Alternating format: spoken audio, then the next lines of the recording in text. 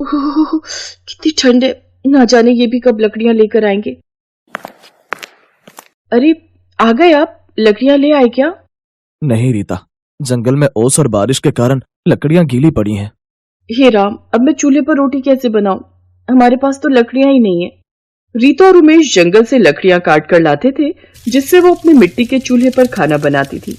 अब मैं काम पर जा रहा हूँ, अगर आज भी लेट हो गया तो मालिक फिर से गुस्सा करेंगे। ये कहकर भूखे पेट ही उमेश गांव की बड़ी सी कोठी में काम पर चला जाता है। उमेश, ये कोई समय है काम पर आने का? अगर ऐसी लापरवाही करते रहे तो हम तुझे नौकरी से निकाल देंगे। वो कुछ समय पहले ही नौकर के काम पर लगा था। इधर रीता ठंड से कांपते हुए बाहर जाती है और कचरे के ढेर से कागज उठाकर लाती है, जिससे वो खाना बनाने लगती है। हम गरीबों की जिंदगी भी कैसी है, जो इस कचरे के ढेर से खाना बनाना पड़ता है। काश कि हमारे पास भी गैस चूल्हा होता तो मुझे यूं खाना नहीं बनाना पड़ता। उधर किंजल की रसोई में रखे चूल्हे को देखकर उमेश मन ही मन सोचता है, काश कि मेरे पास भी पैसे होते तो मैं रीता को भी ऐसे ही गैस चूल्हा लाकर दे देता, फिर उस बेचारी को इतनी मुसीबत का सामना नहीं करना पड़ता। तभी उसकी नजर रसोई में रखे एक पुराने चूल्हे पर जाती है। कुछ देर में उमेश सबको नाश्ता बनाकर देता है। सेठ जी, वो जो रसोई में एक चूल्हा रखा है, अगर वो काम का नहीं है तो मैं रख लूं? इसीलिए कहती हूँ पापा जी, इन गरीब लोगों को काम पर मत रखो, कुछ ना कुछ हमेशा मांगते ही रहते हैं। चुप कर, तू जानता भी है वो कितना महंगा है। चल अब जा और जाकर गाड़ी साफ कर, मुझे फैक्ट्री जाने के लिए देरी हो रही है। जी सेठ जी। कमीज में कांपता हुआ उमेश बाहर जाता है और ठंडे पानी से सेठ जी की कार धोने लगता है। लेकिन ठंड के मारे उसके हाथ सुन्न पड़ गए थे, इसलिए वो ठीक से गाड़ी साफ नहीं कर पाता। ये देख सेठ गुस्सा हो जाता है और उसे धक्के देकर काम से निकाल देता है। वो घर आकर सारी बात अपनी पत्नी को बताता है। ये ऊपर वाला हमसे ना जाने किस बात का बदला ले रहा है। कुछ न कुछ काम तो ढूंढना ही होगा, मैं कुछ और काम देख कर आता हूँ। पहले आप कुछ खा लीजिए जी, मैं कूड़ेदान से कुछ कागज उठाकर लाई थी, उसी से चूल्हा जलाया है। ये सुनकर उसकी आंखों में आंसू आ जाते हैं। ऐसा कहकर वो काम ढूंढने चला जाता है।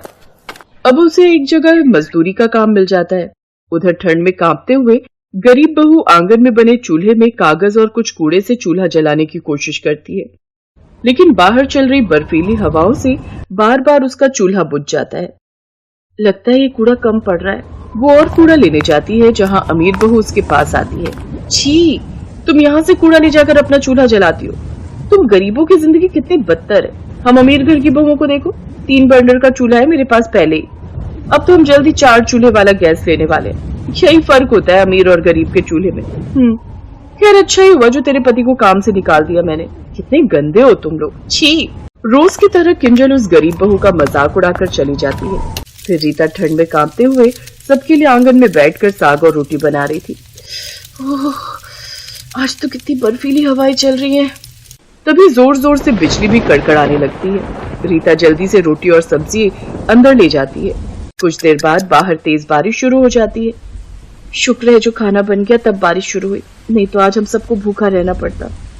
वो सभी ठंड में कांपते हुए रोटी सब्जी खाते हैं, जबकि अमीर बहू किंजल सबके लिए चिकन और रोटी बनाती है, जिसे वो सब रूम हीटर जलाकर बड़े मजे से खाते हैं। साथ ही खिड़की से देखते हुए बारिश का मजा ले रहे थे। ऐसे ही सुबह तक बारिश होती रहती है, जिस कारण रीता का चूल्हा भी पूरी तरह गीला हो चुका था। हे भगवान, ये चूल्हा तो गीला हो गया, अब इस पर खाना कैसे बनाऊं? अंदर से मोनू आवाज लगा रहा था। माँ जल्दी खाना ले आओ ना, बहुत तेज भूख लगी है। बारिश की वजह से चूल्हा तो पूरा गीला है, अब खाना नहीं बन पाएगा। कोई बात नहीं बहू, घर में थोड़ा सत्तू पड़ा है, हम सब वही खा लेंगे। नहीं माँ जी, मैं अंदर ही एक चूल्हा बनाकर तैयार कर लेती हूँ, उस पर ही खाना बना लूंगी। लेकिन मिट्टी के बने उस चूल्हे को सूखने में भी तो समय लगता है, जिस कारण उन्हें उस वक्त भूखा ही रहना पड़ता है। उधर किंजल उमेश के जाने के बाद 4-5 दिन तक तो अपने ससुराल वालों को अपने मॉड्यूलर किचन और 3 बर्नर वाले चूल्हे में खाना बनाकर देती है। लेकिन कुछ ही दिन में वो थक जाती है और अब वो आलस करने लगती है। किंजल बहू, ऐसा कर, आज तू खाने में मटर पनीर, दाल मखनी, पूरी और हाँ, गाजर का हलवा बना ले। माँ जी, इतनी तरह का खाना मुझसे नहीं बनेगा। क्यों बहू, तुझे मिट्टी का चूल्हा थोड़ी फूकना है, ये गैस चूल्हा ही तो जलाना है। अगर उमेश की बीवी की तरह तुझे भी ठंड में आंगन में बैठकर चूल्हा फूकना होता तो क्या करती? तो मैं तो बिल्कुल नहीं बनाती। और आप अब मेरे लिए 4 बर्नर वाला चूल्हा ले आइए, वो भी इलेक्ट्रिक वाला, तभी मैं खाना बनाऊंगी। इतनी ठंड में मुझसे खाना नहीं बनता। मुझे भी ठंड लग रही है, इसलिए मैं भी रजाई में बैठने जा रही हूँ। किंजल रजाई में जाकर बैठ जाती है और आराम से फिल्म देखने लगती है। हार थक कर उसकी सास यानी सेठानी को ही खाना बनाना पड़ता है। ऐसे ही कुछ दिन बीत जाते हैं, जहां गरीब बहू कैसे भी करके अपने उस मिट्टी के चूल्हे को जलाती और उसमें खाना बनाकर अपने परिवार को देती, तो वहीं अमीर बहू अपने महंगे गैस चूल्हे पर भी खाना नहीं बनाती। जब तक इस घर में 4 बर्नर वाला गैस चूल्हा नहीं आएगा, मैं खाना नहीं बनाऊंगी। अब ऑर्डर कर भी दो रमोला, तुम जानती हो ना बहू को, अपनी जिद के आगे वो किसी की नहीं सुनती, और हमारे पास कौन सा पैसों की कमी है। अब सेठानी अपनी अमीर बहू के लिए महंगा गैस चूल्हा मंगवा देती है। वहीं दूसरी तरफ रीता की परेशानी देख उमेश और उसकी मां आपस में बातें करते हैं। हम अपने घर की लक्ष्मी को एक गैस चूल्हा तक लाकर नहीं दे सकते। सोचा था इस बार रीता के लिए नया गैस चूल्हा ले आऊंगा, लेकिन इस बार भी वो पैसे नहीं बच पाए। बेटा, तू चाहे तो बहू के लिए गैस चूल्हा तैयार कर सकता है। मैं कुछ समझा नहीं माँ। जैसे तेरे यहाँ सीमेंट का काम होता है, इसी तरह तू सीमेंट का चूल्हा बनाकर तैयार कर सकता है। उसमें बर्नर लगाकर उसको फिट कर दे। उमेश को अपनी बूढ़ी माँ की ये बात पसंद आती है। फिर बाजार से थोड़ा ईंट और सीमेंट लाकर वो रात भर बैठकर सीमेंट का चूल्हा बनाकर तैयार कर लेता है। साथ ही कबाड़ी की दुकान से पुराने बर्नर लाकर उसमें फिट कर देता है और कबाड़ी से ही छोटा सिलेंडर भी खरीद लेता है और उसमें लगा देता है। अगली सुबह गरीब बहू जब अपने घर के अंदर सीमेंट का बना चूल्हा देखती है तो बहुत खुश होती है। वहीं किंजल अपनी रसोई में 4 चूल्हे वाला नया गैस चूल्हा देखकर मन ही मन बड़ी खुश होती है। वाओ, अब तो मैं भी अपने इस इलेक्ट्रॉनिक 4 बर्नर चूल्हे को जलाऊंगी और इसकी वीडियो बनाकर अपने सोशल मीडिया पर पोस्ट करूंगी। किंजल उसकी फोटोज और वीडियोस बनाकर उन्हें अपलोड करने अपने कमरे में चली जाती है, लेकिन वो चूल्हा ऑन ही करके छोड़ देती है, जिससे उनमें शॉर्ट सर्किट हो जाता है और सारी रसोई में आग लग जाती है। ये देखकर सभी घर वाले घबरा जाते हैं। तभी उमेश और रीता दौड़ते हुए आते हैं और किसी तरह उस आग को बुझाते हैं। उनकी रसोई और नया गैस चूल्हा जल चुका था, इसलिए रीता उन सबको अपने सीमेंट के नए चूल्हे पर खाना बनाकर देती है। वो सब भूखे थे, इसलिए जल्दी जल्दी सारा खाना खा जाते हैं, लेकिन अपने किए पर उन सबको बड़ी शर्मिंदगी होती है और वो उनसे अपने किए की माफी मांगते हैं।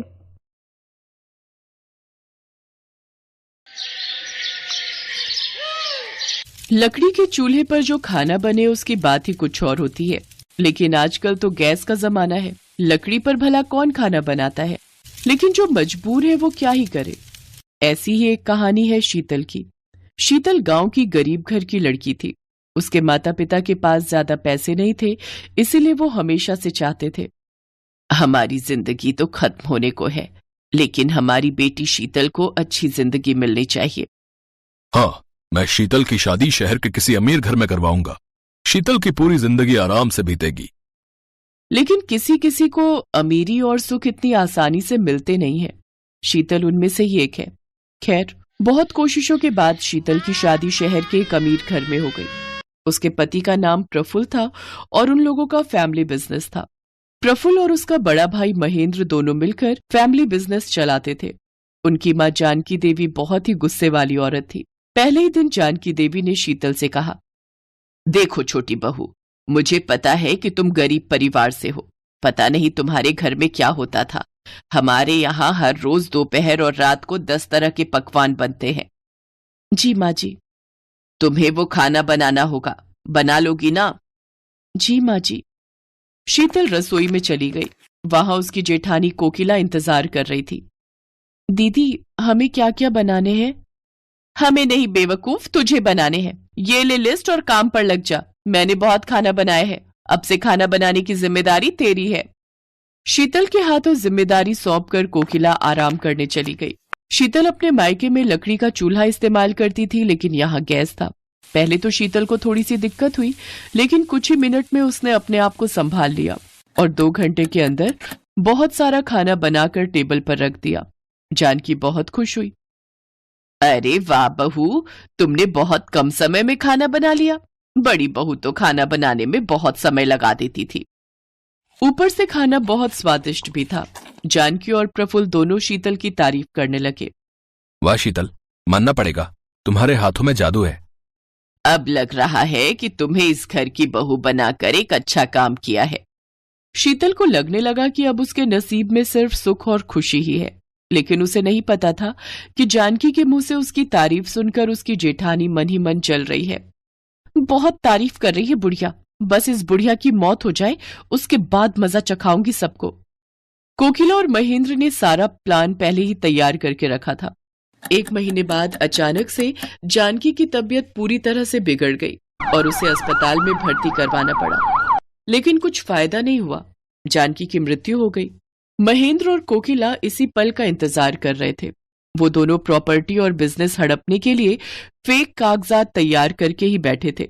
जानकी के अंतिम संस्कार के तुरंत बाद महेंद्र ने प्रफुल्ल से कहा, प्रफुल्ल, माँ ने सब कुछ मुझे लिख दिया है। अब से हमारा बिजनेस, ये घर, सब कुछ मेरा है। ये सुनकर प्रफुल्ल की रूह कांप उठी। अब ये क्या कह रहे हो भैया? माँ ने ऐसा कब किया? तुम झूठ बोल रहे हो। अच्छा, झूठ बोल रहा हूं। तो फिर ये क्या है? महेंद्र ने फर्जी कागज दिखाया। प्रफुल्ल ने कहा, ये फर्जी है, आप झूठे हो। ठीक है, फर्जी है तो कोर्ट में केस करके वापस ले ले सब कुछ। तब तक इस घर से बाहर निकल। महेंद्र और कोकिला ने प्रफुल्ल और शीतल को घर से निकाल दिया। प्रफुल्ल को समझ में नहीं आ रहा था कि उसके साथ ये हुआ क्या है। शीतल, ये क्या हो गया? हम तो रास्ते पर आ गए, अब क्या होगा? केस करने के लिए पैसे चाहिए, लेकिन बैंक अकाउंट भी तो भैया के नाम पर है। आप चिंता मत कीजिए जी, सब कुछ ठीक हो जाएगा। कैसे ठीक होगा शीतल? सब कुछ बर्बाद हो गया, हम रहेंगे कहाँ, खाएंगे क्या? प्रफुल्ल पूरी तरह से टूट गया। उसे गरीबी की आदत नहीं थी, लेकिन शीतल तो बचपन से गरीबी में ही जी रही थी। वो प्रफुल्ल को लेकर शहर के मेन रोड के पास वाली बस्ती में रहने लगी। शीतल, आज तुम ना होती तो मेरा क्या होता? मैं तो मर ही जाता। ऐसा ना कहिए जी, मैं आपको मरने नहीं दूंगी। रुक जाइए, मैं कुछ खाना बनाती हूँ। खाना बनाने के लिए चावल दाल कुछ तो चाहिए, वो सब कहाँ से मिलेगा? बस्ती के गरीब लोग अमीरों के जैसे खुदगर्ज नहीं होते हैं, उनसे सब कुछ मिल जाएगा। मुझे लकड़ी का चूल्हा जलाने की आदत है। आप बैठिए, मैं सब कुछ करती हूँ। लेकिन खाना बनाओगी कैसे? यहाँ तो गैस सिलेंडर नहीं है।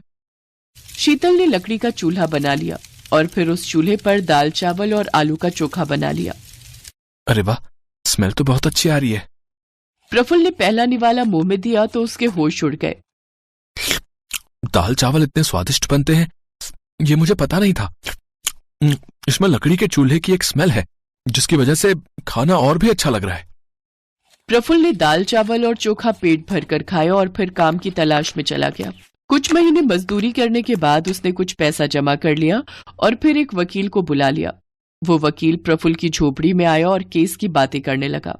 उस वकील की फीस सुनकर प्रफुल्ल ने कहा, वकील साहब, मैं अभी इतना पैसा तो नहीं दे सकता।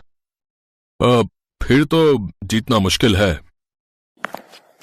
ठीक है, काम की बात तो होती रहेगी। वैसे वकील साहब, खाना खा लीजिए। शीतल ने वकील साहब को लकड़ी के चूल्हे पर बनाया हुआ मुर्गा खिलाया। खाना खाकर वकील इतना खुश हुआ कि वो मुफ्त में केस लड़ने के लिए राजी हो गया। उसने कहा, भाई वाह, ऐसा खाना मिलता रहेगा तो मैं मुफ्त के केस लड़ लूंगा। और भाभी, आप यहाँ क्या कर रही हो? आपको तो कोर्ट के बाहर होटल खोल लेना चाहिए, वहां इतना अच्छा खाना नहीं मिलता है। आप चलिए, मैं सारा बंदोबस्त कर दूंगा। वकील ने कोर्ट के बाहर होटल खोलने की परमिशन दिलवा दी। वहां लकड़ी का चूल्हा बनाकर शीतल खाना बनाने लगी। खाने की खुशबू सूंघकर आसपास से सभी वहां खाने के लिए आ गए। लकड़ी के चूल्हे पर बने हुए पकवान को खाकर सभी दीवाने बन गए और शीतल का होटल धूमधाम से चलने लगा। कुछ ही महीनों में उसने बहुत सारा पैसा कमा लिया और होटल को बड़ा भी कर लिया। उन पैसों से प्रफुल्ल ने अपने भैया और भाभी पर केस कर दिया। महेंद्र और कोकिला केस हार गए और उन्हें जेल जाना पड़ा। प्रफुल्ल को सब कुछ वापस मिल गया।